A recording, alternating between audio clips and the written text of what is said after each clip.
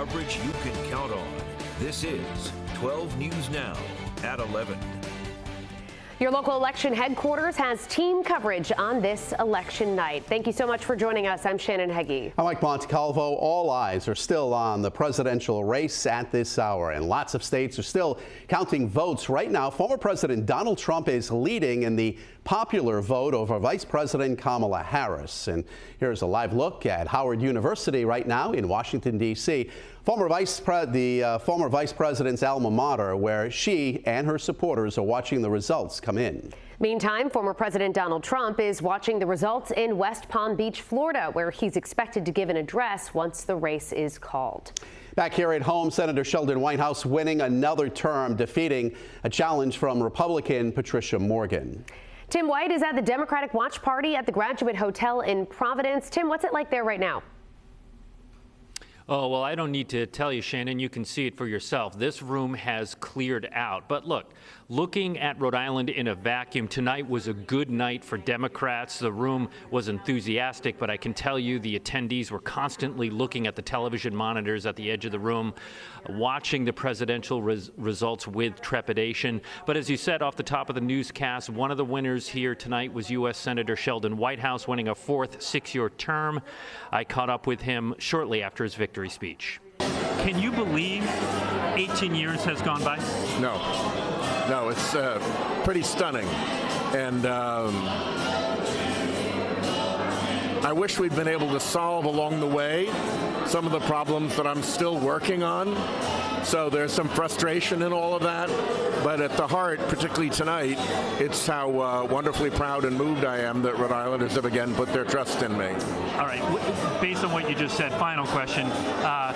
What would you tell Sheldon Whitehouse of 2006 that you wish he knew then? Be persistent. Never give in. When Winston Churchill said, never, never, never give up, he was onto something. When Edmund Burke said, never despair, but when you do work on in despair, he was onto something.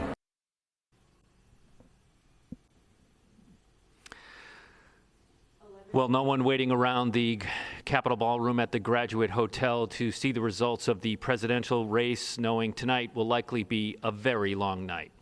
Live in Providence, Tim White, 12 News. Thank you, Tim. Over in Westport, Massachusetts, the state's GOP is holding a watch party of their own. Kim Kalunian has been there all night long. She joins us now live by the Massachusetts Honorary Trump Campaign Chair, Thomas Hodgson. Kim?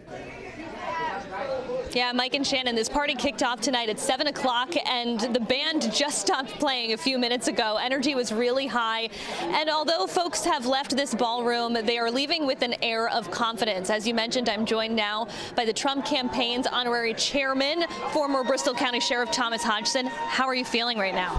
I'm feeling great. This is exactly what we expected was going to happen, given what's going on in the country.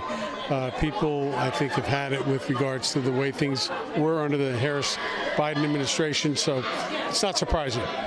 We live in a deeply blue area. Massachusetts and Rhode Island quickly called in favor of Vice President Kamala Harris. What do you think is motivating people locally to go out and vote for the former president? I think everything to do with the impacts of illegal immigration, the impacts on our schools, the impacts on the hospitals and the medical care, and the fact that it's costing Americans more and more for people who are being poured into this country illegally, and all the costs associated with their housing and food and all the other things at the expense of the American people. And we obviously don't have an official winner yet. What are you going to be watching in the coming hours and days? Well, I'm not sure it's going to be days. I think it's going to be hours, and I'm going to be watching to see where Pennsylvania comes in, and we're at a good place right now, and we may know actually before midnight, hopefully, who our next president of the United States is going to be. All right, Thomas Hodgson, thank you so much. And as I mentioned, the folks who are here tonight are very confident that the former president will be heading back to the Oval Office after this election day. Reporting live in Westport, I'm Kim Kalunian. Back to you. Kim, thank you very much. Results continue to come in fast and furious, and we've been watching the key races every step of the way. Let's get right to 12 News politics editor Ted Nesi and political analyst Joe Fleming. You guys have been saying all night that the mail ballots are the things that have surprised you the most, at least locally. The lack of them, Shannon, yes. Where are the mail ballots? Our Ray Bakari in the newsroom just sent out a message to the newsroom saying that the Board of Elections is now telling him they expect to report the results for mail ballots in Rhode Island before midnight.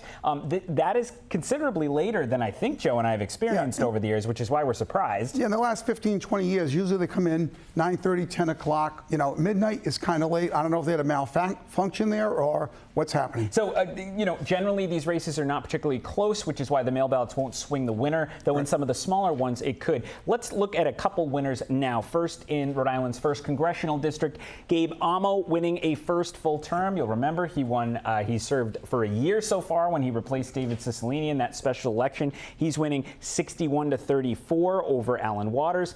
Then in the 2nd district, a somewhat tight race, 56-44 for Seth Magaziner against Stephen Corvey. And you know, I remember, Joe, in 2020, the final year that Jim Langevin ran for that seat, he only won, I think, like 59-41. Yeah, it was a lot closer. The 2nd congressional district is leaning more and more independent to red. So, I mean, this is something the representative has to be concerned about over the next few years if the Republicans put up a strong candidate.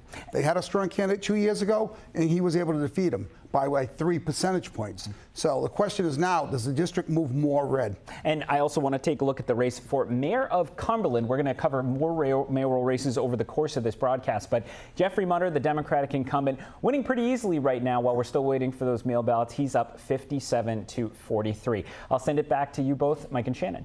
All right, Ted and Joe, thank you. Speaking of those mayoral races in Cranston, Mayor Kenneth Hopkins is leading over challenger Robert Ferry currently. Kayla Fish has been tracking this hotly contested race all night long. She's live in Cranston at the Hopkins headquarters. Kayla, what's it like there right now?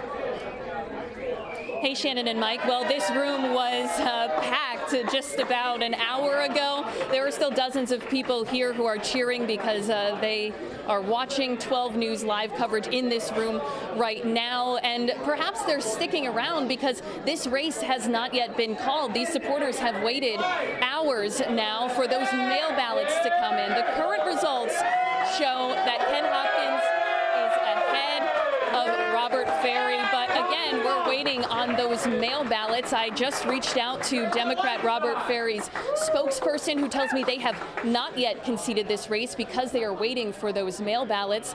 But even so, Republican Mayor Ken Hopkins has declared victory. He stood at this podium behind me about an hour ago, giving his victory speech, thanking his supporters, and pledging to continue doing the work that he's done for the past 4 years. I spoke with him shortly after that victory speech. Here's part of that conversation. It's a process that takes place. It was a close election. We worked hard. It was draining because I had a long primary to go through, but the people have spoken tonight. They know that it's an honorable administration, and we're going to continue to work hard for the people of Cranston. What's your message to people as we move forward here? Just believe in what we're doing. You know, sometimes it's not an immediate reward in politics. Sometimes government takes their time. But if you're patient and stick with what we're trying to do, our vision, eventually people will say, hey, you know what? He was right. Now, again, Hopkins challenger Democrat Robert Ferry has not yet conceded this race, and the race has not yet been called. Even so, as you heard, Ken Hopkins declaring victory here. We will still wait for those mail ballots to come in and those final results. But for now, we'll send it back to you guys in the studio. Kayla, thank you. Moving on to another mayoral race in Warwick. Mayor Frank Picozzi has overwhelmingly won re-election to another term, beating challenger Leah Hazelwood. 12 News reporter Lauren Brill is at Mayor Picozzi's event in Warwick and joins us now live. Lauren?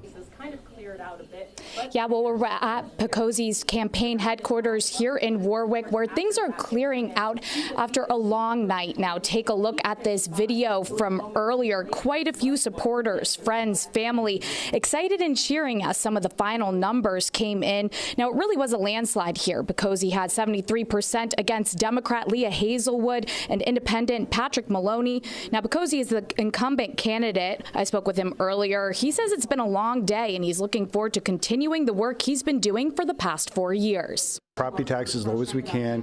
We have to work on the high schools now, the 2 new high schools. We have a lot of work to do, but I don't expect to change course now. I mean, we're doing great. We have a lot of development going on in Warwick, a lot of businesses have opened. Everything's just positive right now, and the people are feeling it too. And the voting, the totals reflect that.